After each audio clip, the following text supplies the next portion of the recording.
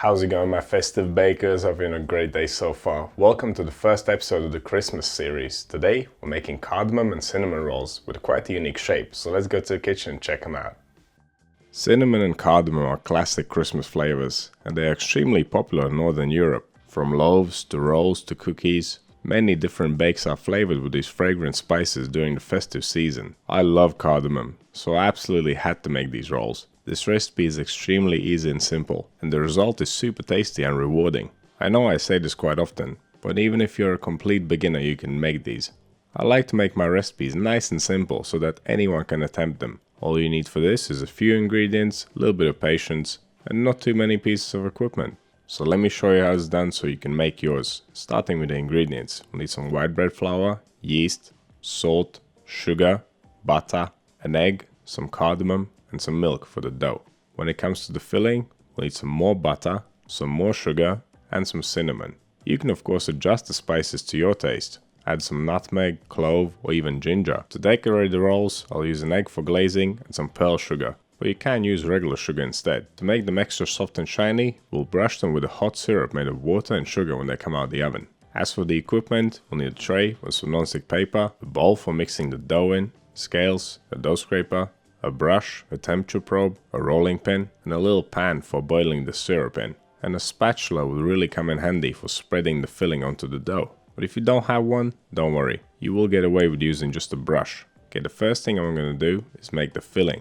Combine the sugar, the cinnamon, and the butter and mix to a smooth paste. And if you don't have a little spatula for spreading this filling, the best thing to do here would be to mix the sugar and the cinnamon, leave the butter separate. And then when you go to fill the dough, you can brush the softened butter onto it and then sprinkle it with the cinnamon sugar. It will work the same either way. Okay, the filling is done, leave that on the side.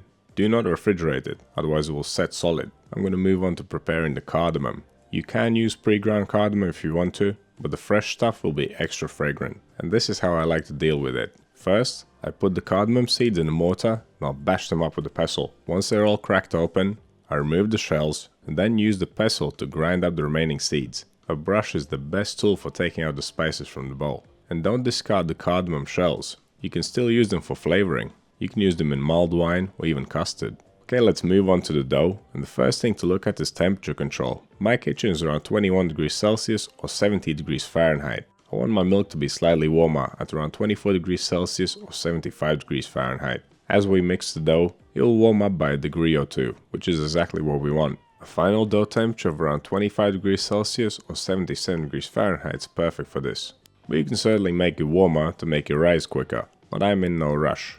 Okay, so in a large bowl, combine the milk, the egg, the yeast, the salt, the sugar, the cardamom, and the melted butter. I'm using melted butter because this is a no-knead dough and it's just easier to mix in that way. And if you have a whisk, you might as well use it too. Whisk until the salt and sugar have dissolved, and then add the final ingredient, the white bread flour. Grab your dough scraper and mix to a dough. This dough will be a little bit sticky, but that's normal. You can lightly wet your hands with water to handle it more easily. After mixing, I always like to place my dough in a clean bowl, and before I do that, I fold it up and shape it into a nice round ball. Before bulk fermentation, let's check the temperature. If your dough turns out warmer, it will ferment more rapidly. If it's cooler, it will take longer. Adjust the fermentation times accordingly. At this temperature, bulk fermentation will take around 2 hours, but we'll give the dough a fold halfway through bulk fermentation after 1 hour. In a recipe like this, folding replaces kneading, and only one fold is sufficient. Take the dough out of the bowl, place it down on the table with the smooth side down, flatten it out, then fold the edge over the middle, going around in a circle until reach point where you started. Then flip the dough smooth side up again, tighten it against the table, and back in the bowl it goes for another hour of fermentation. Now it should be really nice and puffy. If yours isn't, just leave it to ferment for a bit longer. But my one looks alright, so I'm going to move on to the next step.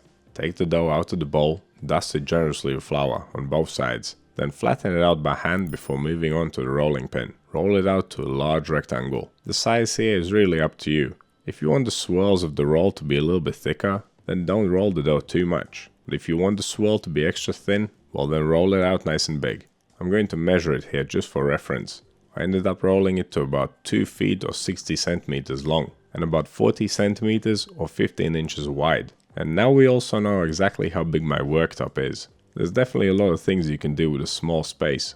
Okay, next up, spread the filling evenly all over the dough. And as I mentioned earlier, if you don't have a spatula, at this point you would be brushing pure butter onto the dough and then sprinkling it with cinnamon sugar. Leave a little gap at the top and then brush it with some water or with the egg. This will help seal the roll up and prevent it from coming undone.